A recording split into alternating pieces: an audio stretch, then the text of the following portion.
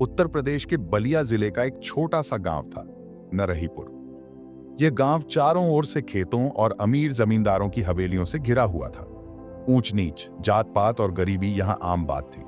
यहां कोई सपना देखे, यह भी अपने आप में एक दुस्साहस था। इसी गांव में एक दलित बालक रहता था, भीमू। उसका पूरा नाम भीमसेन था, पर गांव के लोग उसे भीमू कहकर पुकारते थे। उसका पिता एक बैलगाड़ी चालक था और मां दूसरों के खेतों में मजदूरी करती थी। उनका जीवन हर रोज जिंदगी से लड़ाई थी, 2 वक्त की रोटी के लिए, सम्मान के लिए और अपने अस्तित्व के लिए। भीमू बचपन से ही शांत स्वभाव का था, पर उसकी आंखों में कुछ अलग चमक थी। वह जब भी खेतों के बीच बैठकर किताब पढ़ता, लोग मजाक उड़ाते। कहाँ राजा भोज, कहाँ गंगू तेली, पढ़ लिख कर क्या करेगा, फिर से खेत ही जोतने हैं। पर उसकी माँ हर बार कहती, बेटा, पढ़ाई ही वो औजार है जिससे तू अपना भाग्य खुद लिख सकता है। भीमू हर दिन स्कूल जाता। फटी हुई किताबें, पुरानी स्लेट और टूटी चप्पलें उसके साथ ही थे। उसके स्कूल में शिक्षक भी गिने चुने थे, लेकिन वह जो भी सीखता, मन से सीखता। कई बार खेतों में काम करके थक जाने के बावजूद वह रात को लालटेन की धुंधली रोशनी में पढ़ता। कभी कभी जब तेल खत्म हो जाता, वह चूल्हे की आग के सहारे पन्ने पलटता। उसका सपना था शिक्षक बनना। वह नहीं चाहता था कि उसके जैसे बच्चों को ताने सुनने पड़े। वह चाहता था कि हर बच्चा खुले आसमान में सपने देखे, बिना डरे, बिना झुके। पर रास्ता आसान नहीं था।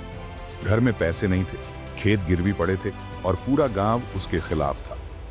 लड़का बिगड़ गया है, पढ़ाई लिखाई में दिमाग खपा रहा है, खेती किसानी छोड़ दी है। 10वीं की परीक्षा का दिन था। भीमू के पास परीक्षा केंद्र तक जाने के लिए किराया नहीं था। वह 3.5 कोस पैदल चला। सूरज सिर पर था, लेकिन उसके मन में सिर्फ एक लक्ष्य था, आगे बढ़ना। उसने परीक्षा दी और जब परिणाम आया तो पूरे जिले में उसका नाम आया। पहली बार गांव के किसी दलित लड़के ने इतने अंक लाए थे।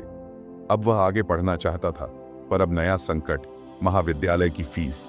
उसकी मां ने अपनी कंगन, जो शादी के समय मिले थे, उन्हें गिरवी रखकर बेटे को दाखिला दिलाया। भीमू को याद था, उसकी मां ने कहा था, तू पढ़ाई कर बेटा, ताकि और माहें अपनी चूड़ियां बेचने पर मजबूर न हों। महाविद्यालय की पढ़ाई आसान नहीं थी। गांव के बच्चे शहर जाकर रह नहीं पाते थे। भोजन की कमी, रहने की कठिनाई और जातिगत भेदभाव ने उसे कई बार तोड़ा। हॉस्टल में उसका बिस्तर अलग रखा गया, भोजनालय में उसके बर्तन अलग होते थे, लेकिन वह चुपचाप सब सहता रहा। उसके मन में बस एक ही बात थी, जिस दिन मैं शिक्षक बनूंगा, ये भेदभाव मिटा दूंगा। हर परीक्षा में वह अव्वल आता। उसके लेख, भाषण और सामाजिक कार्य धीरे धीरे लोगों का ध्यान खींचने लगे। वह अब एक छात्र नहीं, एक विचार बन चुका था। भीमू ने शिक्षक पात्रता परीक्षा दी और उसमें पूरे प्रदेश में सर्वोच्च स्थान पाया। वही लोग जो उसे खेत का मजदूर समझते थे, अब माला लेकर उसके स्वागत को खड़े थे। लेकिन भीमू ने घमंड नहीं किया।